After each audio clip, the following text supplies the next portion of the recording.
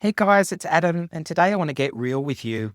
I think pull back the curtain on my career and how I actually run the design side of my life. I think for this one, I'll take my hat on. When I started, I genuinely believed you weren't legitimate until you made interior design your full-time vocation. That was the narrative. You had to quit your job. You had to go all in, burn the boats, go balls to the wall. Otherwise, you weren't serious. And I really did believe that for a few years. Then I did a year-long mastermind. I've done a lot of coaching in my life career. And the mastermind was in 2018 with other designers, with a coach that helped interior designers.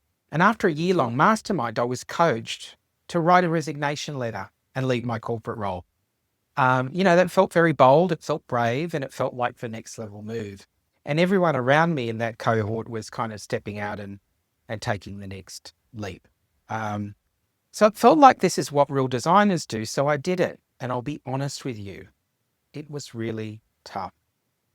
The cold reality of feast or famine, when you're a full-time designer or decorator, especially when you're the sole breadwinner, or you don't have a partner buffering the income fluctuations, like me, can be really confronting. One month you're stacked, you've got great jobs on, and then the next, you've got next to nothing. And that's the feast or famine cycle that you've probably heard about. I found it psychologically brutal.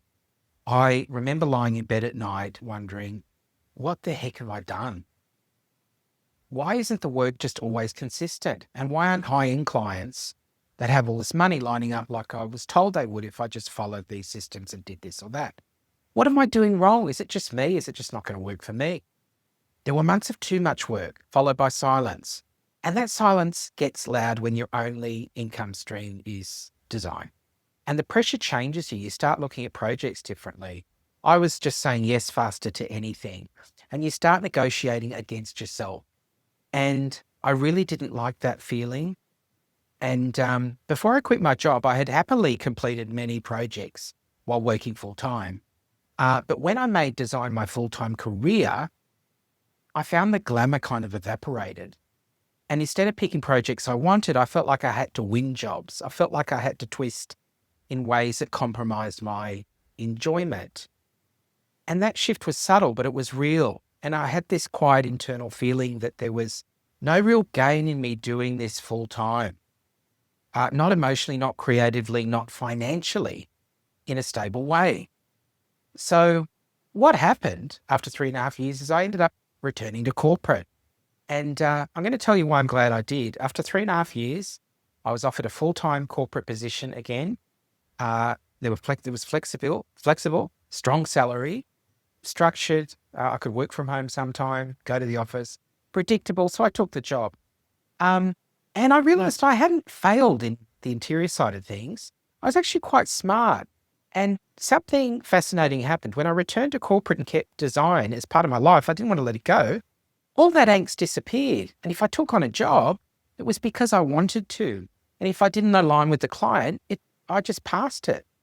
If the scope wasn't right, I just declined it. There was no panic around paying the bills. And that really changes everything. The other thing I realized is I'm not a mass market designer, and I'm fine with that. I also had to accept that, I'm more eclectic. I'm an eclectic decorator. I don't really draft kitchens. I don't design bathrooms. I outsource all of that if it's needed.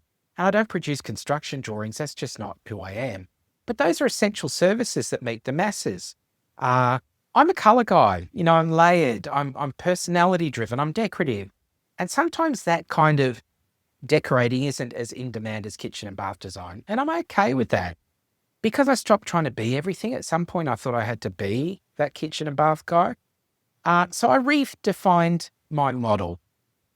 And I also did a turnkey shift. During that period, I redefined something that I do now called, and I now teach, called the Turnkey Design Success System.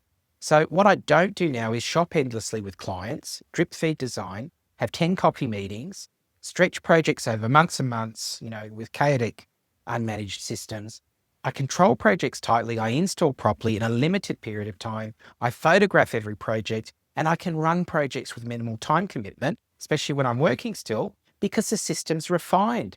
I do a couple of substantial turnkey projects a year, and I do a few high-valued consults, and I am fulfilled with that. Now, where do my inquiries actually come in? So let's talk about the practicality of that. New inquiries don't just fall from the sky, do they? They don't. For me, they come from people who have already worked with me, people that I've met through live events. I do those. I'll talk about that more in a second. And that's intentional. And when you deliver properly through finished installs and you photograph your projects beautifully, you provide real wow experiences, people remember, they return, they refer. And those referrals are warm that I'm getting. They already trust you. They're not price shopping people. Now, the second stream is, I'll go back to the live events. I don't rely solely on Instagram. In fact, I'm probably the worst person to talk about when it comes to Instagram. To get new clients, I host in-person events. I speak, I connect. When someone meets you face to face, trust accelerates. And those inquiries are warm as well because they've watched me speak at an event for 45 minutes sometimes. Now, this took years to build, but now my roster is steady. It's not frantic, but it's also not empty. It's steady. And over 3 years, do you know, I spent about $30,000 on design coaching. Now, some of the coaches promised high-end clients lining around the block. I'm still just waiting for that line. But here's what I now believe. There isn't really a magic faucet of endless ideal clients. You never arrive and they're just all there. But if you want full-time design as your sole income, you will forever be marketing. You'll be forever be generating leads, and you'll need to be forever visible. Is that wrong? No, but it's very demanding. And do you know what? I didn't want that. I didn't want the constant hustle. So let's talk about lifestyle, the benefit. My design work now funds beautiful travel, luxury experiences. I've also got some time freedom there and security. I make excellent money from the jobs that I want and take on. But I never lie awake anymore wondering how I'll pay the bills. And that's powerful. And that's the way that I want to run my life and my business. That's my own system. Now, I've got friends that have been designing for 30 years who still worry about the next job. That's their sole source of income. But that's not the lifestyle I want at 52. So truth time. Interior design doesn't have to be do or die.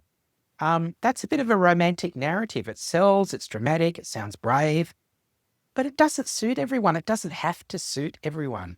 Now, you can absolutely work a job and design, build multiple income streams, choose projects carefully, maintain psychological calm, and that doesn't make you less legitimate. It just makes you more strategic.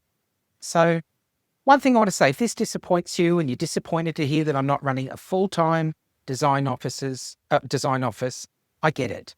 You might prefer the aspirational story that other people offer, but this is the real one. And this works for me. It funds my life. It keeps me creative, but it keeps me calm. It also keeps me proud of myself. And I've never once had my hand out wondering how I'll survive. So is your goal, I just want to ask you a question, a full-time all-in design job? Well, go for it. I genuinely wish you success.